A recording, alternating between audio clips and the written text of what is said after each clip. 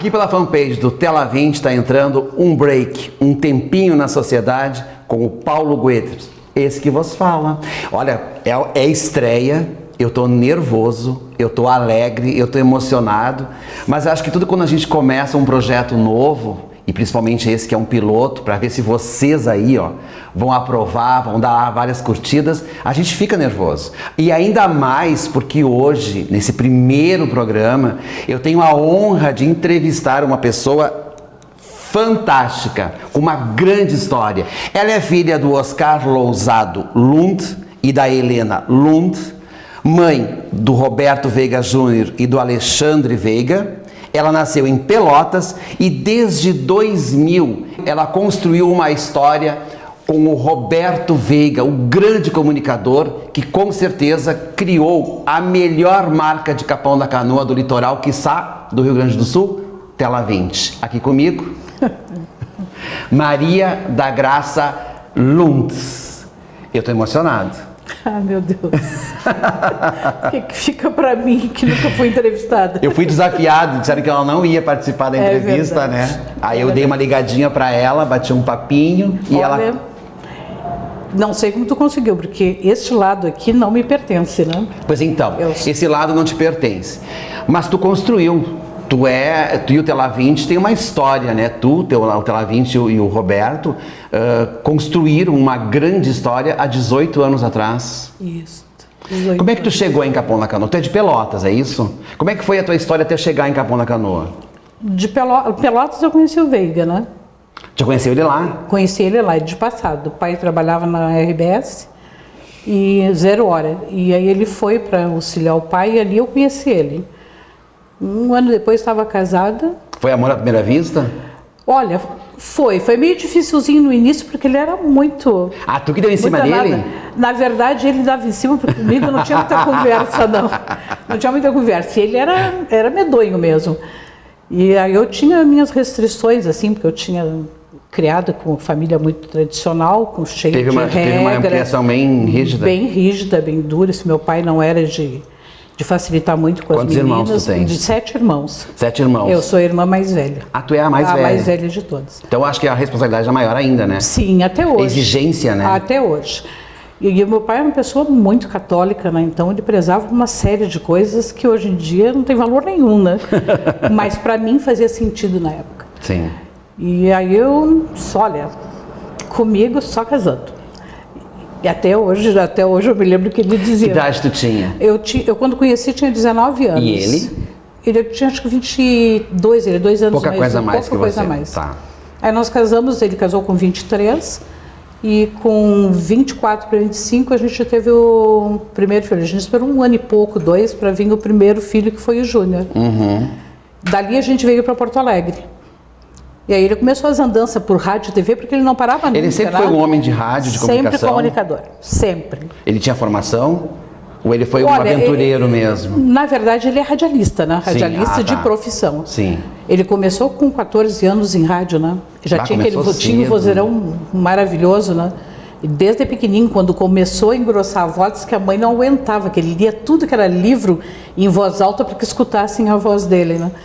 E aí, em seguidinha, passou no teste nas rádios e galgou por todas de Porto Alegre, pode imaginar. Eu tenho 2 carteiras recheadas, porque onde tinha uma rádio que chamava, que ele achava que era um pouco mais importante, o horário seria melhor, lá se ia ele. Ele era um idealista? Olha, Paulo, não sei te dizer se era. Ele era um cara assim diferente, assim, sabe? Mas ele sempre era uma pessoa que sempre queria mais. Dá a sensação que tu me fala não assim... Não era muito conformista com as coisas. Conformista. Conformista, não era assim. Ele ficava num lugar onde ele achava que não estava legal e ele levantava voo e... mas eu gosto disso. Eu sou assim. Era bem aventureiro nesse sentido, assim, de não ficar arraigado a nada, né? Eu sou assim também. Eu acho que a gente não tem que ficar enraizado. Agora, um cara extremamente gentil. Eu até vejo falar, de vez em quando, eu vejo falar sobre política, de pessoas que acham que tem pessoas que são extremamente duras. Uhum. São pessoas que não conhecem realmente a pessoa como ela é. Ele tinha esse lado dele meio ranzinza, assim, meio fechadão, mas com o tempo tu começa a ver ou escutar coisas que tu jamais pensava em escutar dele. Tipo, talvez era uma forma até dele mostrar que ele era um cara profissional, que ele tinha eu acredito que sim, Paulo. Um estilo próprio. De gente que eu encontro hoje em dia, por exemplo, esses dias no supermercado eu encontrei e um rapaz veio, me abraçou e me deu o nome dele. Ele tem um posto para lavar carro. E ele disse, senhora não tem ideia como eu sinto falta do seu Veiga. E eu disse, vocês se conheciam? Meu Deus, eu devo tudo que eu tenho para ele. Uau. Porque quando eu comecei meu posto, e eu disse para ele, você vê que estou passando dificuldades, né? Então vou botar isso na mídia para dar uma mãozinha para ti. Ele era assim? Era assim, era.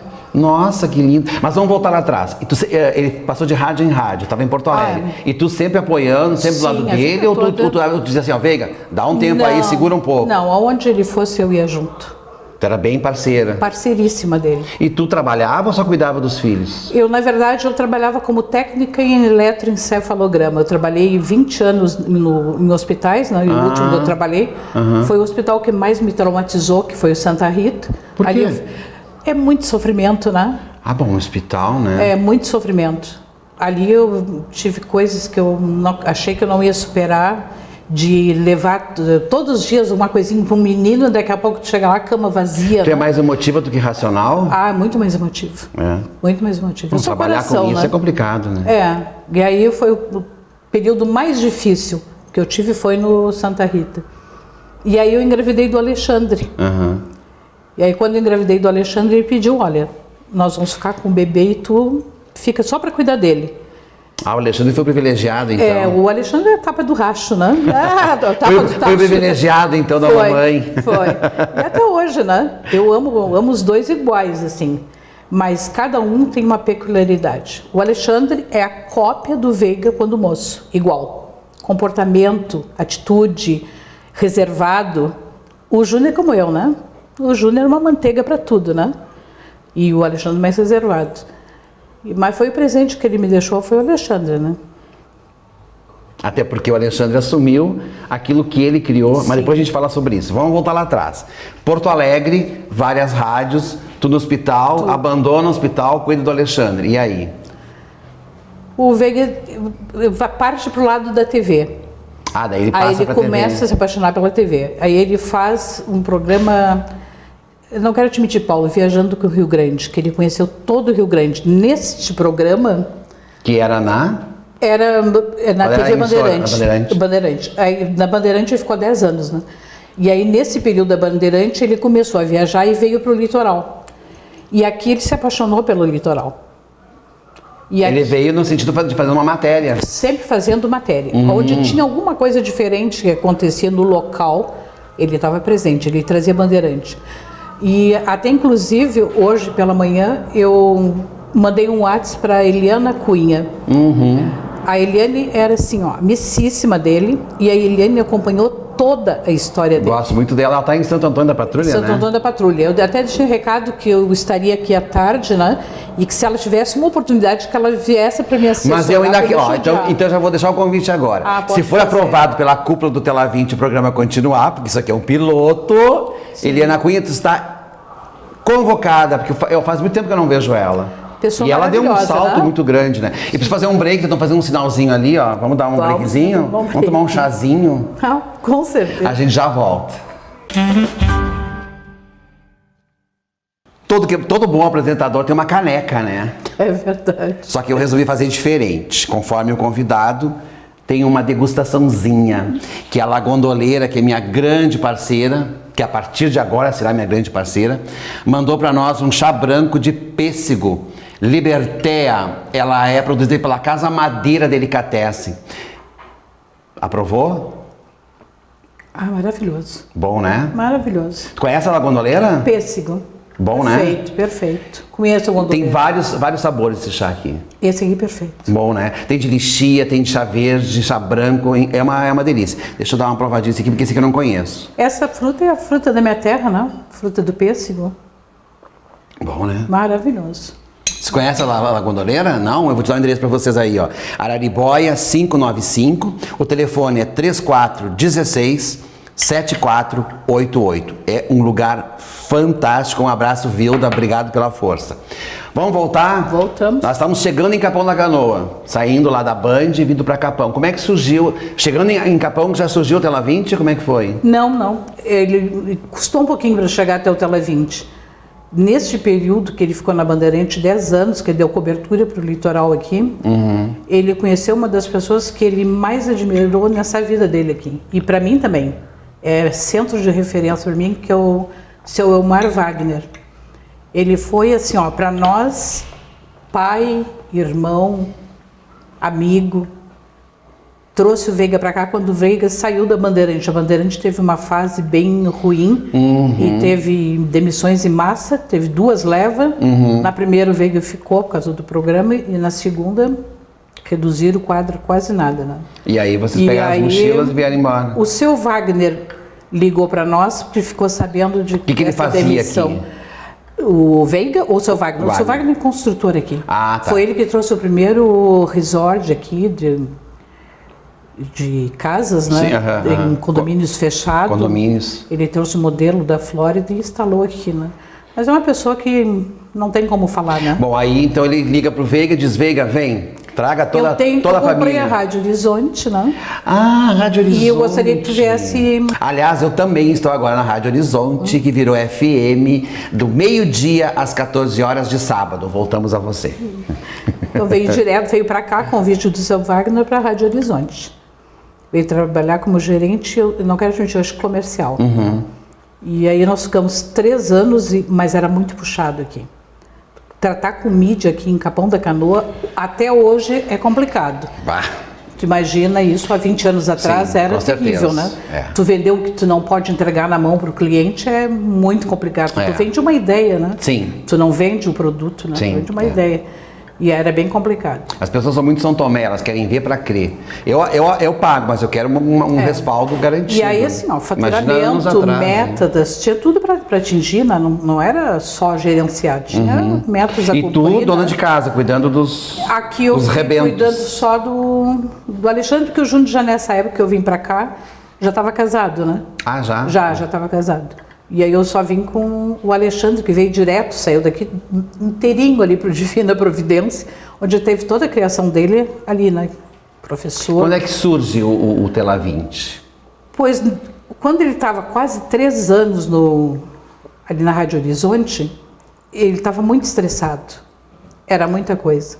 E aí eu um dia sugeri para ele assim, pai, por que tu não faz alguma coisa que te dê prazer? Como é que chamava ele? Pai. Teu trabalho de pai? Pai. Ah, eu achei que era neguinho, essas coisas. Não tinha isso? Não, era pai? Pai. E ele, meninos, ele chamava de mãe? De mãe. Ah, tá. E aí eu disse tratamento bem formal de antigamente, né? Aí eu disse para ele, faz alguma coisa que te dê bastante prazer, assim, porque aí não fica tão pesado tu lidar com a rádio, né? Com esse contexto todo era contratar. Porque eu acho que uma pessoa como ele, que tinha essa veia de comunicação, ficar dentro de um departamento comercial deve ter sido uma tortura para ele, né? Mas ele criou um programa. Ponto de vista, quem criou foi o Veiga. Mas ele também usava o microfone, então? A voz dele é maravilhosa, então, ele usava direto, dizer, ele né? tinha um programa dele. Se ele tinha uma voz maravilhosa, eu achei que ele tinha ficado só na parte comercial. Ele tinha um programa, ele criou esse programa. Para um artista fazer essa parte comercial e não tá na mídia. Ele precisava conectar, né? Ele precisava conectar.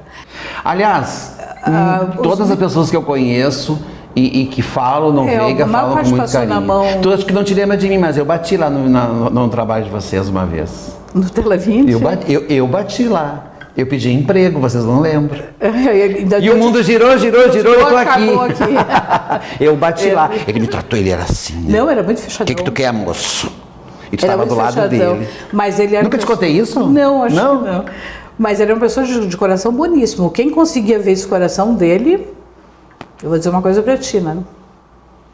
Ganhava. Mas eu acho que deve ter sido um desafio muito grande, sair uma coisa garantida, que era a rádio, bem ou mal ele tinha a grana dele, e aí se aventurar para uma televisão, um programa, na verdade, né? Na verdade era um programa de TV. Era um programa. Hoje virou uma marca, né? Mas era um programa de TV. Tudo foi criado assim. Ele e o Rubinho, que trabalhou anos com ele também como cameraman, na TV Bandeirante. Então ele ia trazendo os cupinchas que eu metia dele, os cupinchas dele, a turma dele, né? A turma dele com quem ele costumava trabalhar e que ele confiasse. E ele comercializava, ele produzia, ele apresentava, ele fazia tudo também? Tudo. Acho que tem um futuro então, que eu faça tudo isso também. Fazia tudo. Mas é por aí, né? Eu acho que a gente tem que... Foi bem puxado assim no início, mas ele não abriu mão. Teve épocas que foi bem difícil, que eu dizia para ele, quem sabe se fecha? Ele disse, não, eu vou correr atrás. E ele levantava no outro dia com um gás, que eu não sei de onde é que ele tirava aquele gás. E ia atrás e chegava na mesa, sentava e ó, quebrado o galho. E era assim que ele fazia. Tá, mas e tu? Qual é a tua participação no Tela 20? Na verdade, assim, ó, eu fui criada de que, do antigo mesmo, que atrás do grande homem tinha uma grande mulher. Eu vinha atrás sempre. Então, o que eu dizia para ele? Errado isso, tu sabe que é errado. Mas assim, ó, ele dizia sim e eu, tudo bem, vamos ver o que dá. Porque eu sabia que ele corria. Nesses anos... Tu confiava nele? Sim. 45 anos chegou a passar necessidade nessas viradas todas? Nunca deixou faltar nada para nós. Ele dava um jeito e as crianças tinham tudo e nunca me faltou nada. E quando ele pôde me dar mais, ele nunca me deixou, nunca me tirou da mão nada que eu pedia. Eu não podia dizer para ele, pai, eu vi um negócio aqui, então... Mãe, vai lá e compra. Mãe, vai lá e traz. Vai lá, gostou, sabe? Nunca me tirou nada. Eu sempre digo, ele foi o melhor provedor que uma mulher pode ter. Porque nunca me permitiu... Mas aí ele fazia isso por uma questão, porque ele era teu esposo, ou porque tu já estava se envolvendo, tu também trabalhava, tu também lutava pelo Tela 20? Tipo assim, ele te reconhecia como uma parceira também da... Pra mim, ó, por enquanto meu melhor funcionário é tu. Porque além de tudo não me põe na justiça. Pior. Bom. Ele dizia. Mas é assim, ó, o que ele dizia pra mim era lei, porque ele tinha um conhecimento muito grande assim de rádio e TV. Uhum. 45 anos, ele se aposentou como radialista, né? Sim. Então não é qualquer um que se aposenta, né? Passar anos para se aposentar com 45 anos de jornalismo. Pois é. Ele era um autodidata, né? E eu cansei de, às vezes, dizer para ele, pai, hoje eu vi uma prova de português de um jornalista, e olha aqui, eu mostrava para ele, disse, meu Deus, ele corrigia com a maior facilidade, gabaritava uma prova. Português, ele era muito bom. A mesma facilidade que meus dois guris vieram para português. Eles têm facilidade de olhar e ver erros, né? Pode até nem explicar de onde veio o erro, mas que ele sabe que está errado, ele sabe. A revista começa na mesma época que o Tela 20? Não. A revista tem 8 anos. Ah, tá. Começa numa conversa que ele teve com o meu guri mais velho, né? Uhum. Que ele disse, pai, tudo está mudando, né? Vamos ter que mexer um pouquinho no nosso símbolo, que já nós não é mais net. Vamos começar a mexer um pouquinho, inclusive no nosso símbolo do Tela 20. E bem que tu podia montar uma revista, com a facilidade que tu tem para venda. E aí ele disse, tu sabe que essa semana eu olhei a revista Acontece. Uhum. E o Vitor Hugo era muito amigo dele. Uhum. E aí ele disse, Vitor Hugo, eu vou copiar a tua revista. Ele disse, pois faça. Bom é aquele que se habilita. E ele... E tudo que é bom você tem que se copiar, né? Pois é. E fazer melhor. E aí ele disse, vou fazer. Lá pelas tantas, ele me vai numa livraria e vem com uma história que tinha conhecido uma menina muito boa, mas boa no sentido de venda, né? E aí? E essa menina bate na porta do Tela 20 depois pedindo emprego e ele a revista nasceu? E aí nasce a Chayane. Vamos fazer um break, depois tu me conta tudo da Chayane, então, como é que ela começou. Mas um passarinho me contou que você foi a alma da revista, né? Porque eu te vi muitas vezes distribuindo, inclusive, a revista. Isso te vi, inclusive, num programa da Glaucia Gomes, editando, trabalhando, fazendo a parte de bastidores. Tu te envolveu bastante com o Tela 20, Sim, né? eu te disse, eu nunca estive na frente das câmeras, eu sempre estive por trás, né? Por 8 anos, um pouco mais, eu fiquei só assessorando a gurizada, levando de carro e trazendo. Tudo porque uma vez eu disse para ele, tu não tem motorista, tu tem manobrista. Porque eu vivia levando o carro para conserto. Eu disse, então tu não tem motorista, tu tem manobrista. Ele disse, tu é tão boa assim, então pega a direção. No outro dia eu me apresentei às 8 horas da manhã e peguei a direção. E dali eu fiquei 8 anos levando o pessoal para tudo que era lado. Eu fazia viagens e voltava 2, 3 horas da madrugada dirigindo, que nem caminhoneiro. Era o meu... Então você estava realmente ao lado? Sempre do lado? Sempre. O que ele fazia para Maria, tem alguma coisa que você se arrependeu de ter feito ou de ter deixado de fazer? Não, Paulo, acho que arrependimento não, porque aquilo que a gente faz, né, de certa maneira, num determinado momento, faz com sã consciência, né? Então tem coisas que não adianta tu te arrepender porque já estão feitas, né? Basta tu arrumar, né? Mexer para arrumar. Dói muito a perda? Ah, sim. Eu nem sei se é dor, porque a gente sabe que é um afastamento provisório, né? Sim, é provisório. Tu tem que ser bem espiritualizado, se apesar de eu ser entender católico, bastante, entender que isso aí é o processo da vida, não tem o que fazer, né? Mas tem horas que machuca um pouco, assim, porque passa a vida inteira te dedicando para uma pessoa. É uma história, né? É uma história. E não é 2 dias, não, são 45 anos. 45 anos. Eu conhecia tudo. Conhecia Passo quando ele entrava bem, eu conhecia quando não estava bem. Eu conhecia todo o sistema dele, que ele era uma pessoa extremamente metódica. De manhã ele levantava... Ele era maniático ou metódico? Não, eu acho que mais metódico. Metódico. Tudo para ele tinha horário. Tanto é que eu conservo até hoje o horário do meio-dia. Meio-dia em ponto, tu pode bater na minha casa. Tu vai entrar, a mesa está posta e a comida está pronta. Sempre.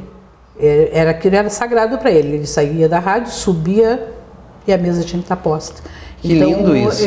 A gente até hoje, eu e o Alexandre comemos os 2 sozinhos, né? Mas a mesa. Mas na mesa posta. Não tem aquele papo de sentar no sofá e ficar vendo televisão com o prato no... Sentamos à mesa. Tu mantém isso? Mantém. É ruim envelhecer, Maria? Olha... Como é que tu enxerga a velhice? É complicado. Mas eu enxergo assim, ó, que tem muita gente que não vai envelhecer. Então é uma dádiva também. Na mesma hora que complica, é uma dádiva. Porque eu vejo assim, os jovens não estão envelhecendo mais, né? E eu estou envelhecendo com qualidade de vida, assim, ó. Eu não me faz falta nada. Ele foi muito generoso na partida dele. Ele me deixou com tudo que ele me dava antes. Então não me falta nada. Então não está sendo muito difícil envelhecer. E gostaria assim que Deus tivesse, né, bastante carinho por mim e que na hora que eu fosse cair no invisível, que então ele me levasse. Porque eu acho que a coisa que mais pesa na velhice é isso. Ah, entendi. A Maria ainda sonha? Só com viagens. Sonha com viagens? Só com viagens. O que tu não conheceu que tu ainda teria um tesão de conhecer? É assim, ó, eu sou apaixonada, enlouquecida por Santo Antônio. Ele é o meu guru. É o cara que eu converso, é o cara que eu brigo, é o cara que me Mas não é o cara que tu bota de cabeça pra baixo pra conquistar o Veiga, né? Até maldade isso com ele. Tirar filhinho de Santo Antônio. É, pra casar, né? Coisa feia isso. É só pedir pra ele, se pedir com devoção. Pedir com jeitinho, né? Ele dá. Ele dá, não precisa. Então eu pinto muito, assim, que depois que eu fiquei muito sozinha, eu faço pintura em gesso, eu gosto muito. Ah, tá. Então, eu tenho uma professora e tem umas coleguinhas de eu sei quem são elas, uns amores. São os amores. Então, assim, as gurias viajam, tudo velhinha que nem eu, né? As gurias viajam, as gurias saem, elas são divertidas, elas brigam, elas fazem as pazes. Isso tudo faz com que seja um motivo para me poder viver. Tem horas que eu me esqueço que passou o dia porque eu fico pensando nas coisas que elas fizeram, eu morro de rir e outras eu, tipo, mas isso é vida, né? É vida. É qualidade de vida, eu encontrei ali um respaldo, assim, sabe? Mas você falou em Santo Antônio, viagem, aí tu pulamos o assunto. Portugal. Portugal? Portugal. Portugal. Eu gostaria muito de eu gostaria de visitar Portugal para pegar e devolver o Brasil para eles. Né? Tem tipo assim, brasileiro lá que perigo ficar. Tipo assim, por favor, fique aí, deixa eu não, porque desde que eles vieram para cá, né? Mas é a terra onde, apesar que Santo Antônio eu acho que era espanhol, ele não era português, né? Mas apesar de tudo isso, ele morre. A história dele se passa em Portugal. E tem um lugar, porque ele foi um orador, né? Ele era um cara mestre em retórica, oratórias, né? E a língua dele permanece até hoje, né? Que foi conservado depois que abriram o túmulo dele, que exumaram ele. O que estava intacto com cor de corpo era a língua, que era o que ele usava para pregar, né? Então tem um lugar tu sabe tudo de Santo Antônio? Eu amo ele de paixão, ele é meu parceirão, meu amigão. É? Sim. Me apresenta aí. Não, tô precisando casar também, viu? Mas eu não vou fazer maldade com ele, não. Ele é maravilhoso, Deus me livre. Não tem como não amar ele. Né? Tu tem netos, né? Eu tenho uma, paixão da minha vida. E o que tu ensina para ela? O que tu espera dela? Olha, o que o meu filho ensinou para ela foi o que eu ensinei para ele. Então eu não tenho nada para ensinar para a Eduarda. Uma sequência? Não tenho. A Eduarda é uma menina maravilhosa, não tem assim. Correta, ela não discute comigo.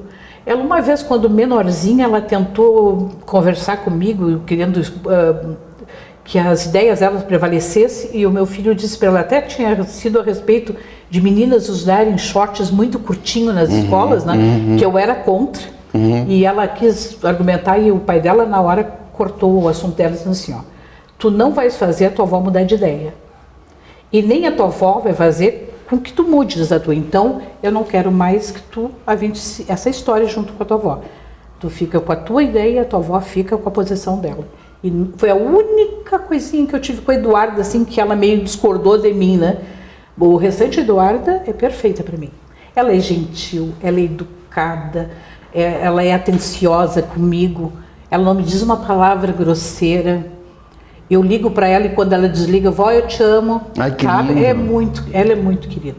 Maria, tu começa em 2000 com o Tela 20, era uma realidade, era uma tecnologia, era um tipo de mídia que hoje é mais rápido, tá diferente. Com certeza. Tu consegue te entrosar com essa coisa da mídia, de novidade, tecnologia, ou tu prefere, não, isso não é pra mim? Não, eu gostava bastante. Inclusive, a primeira câmera do Tela 20, a gente não tinha nem condições de comprá-la. E aí eu liguei pro meu irmão que é médico e perguntei para ele, tu financia para mim uma câmera? Ele disse, pode comprar. E foi ele que me financiou a primeira câmera. E tu que operou? Não, eu sempre tive bons câmeras. Eu sempre tive filhos bons de câmera, né? E como é que é de câmera? De câmera. Que susto que eu levei agora. Nós íamos com um legado bem bom de pessoas que trabalharam junto, né? E aí eu... Mas assim, celular, computador, essas coisas, tu domina? Domina? Mexo em tudo, mando recado. Porque tem umas pessoas de idade assim que são meio preguiçosas. Eu não quero aprender sobre isso. Tu acha legal que as pessoas aprendam? Eu acho que a informação está muito rápida. E para tu poder acompanhar isso aí, o celular é a arma certa. Maria, tu vê de tudo. Tá acabando. Maria, tá acabando esse finalzinho. Deixa eu te dar um beijo aqui, ó. Muito obrigado. Assim, ó, tô muito feliz por você ter aceito. Acho que eu não poderia ter começado de uma outra forma, como eu disse lá no começo do programa. Eu tô muito feliz. Acho que tomara a Deus que esse casamento funcione, né? O Paulo Goethe com o Tela 20 e que dure enquanto tiver que durar, porque tudo é cíclico, tudo é rápido, né? Eu tô muito feliz de poder contar um pouco mais da história do Veiga, né? Da tua história. Sei que muita gente conhece ele, mas também tem muita gente que não, né, precisa conhecer. Essa nova geração precisa conhecer a história do Tela 20. Obrigado, Paulo. Obrigado mesmo, de coração.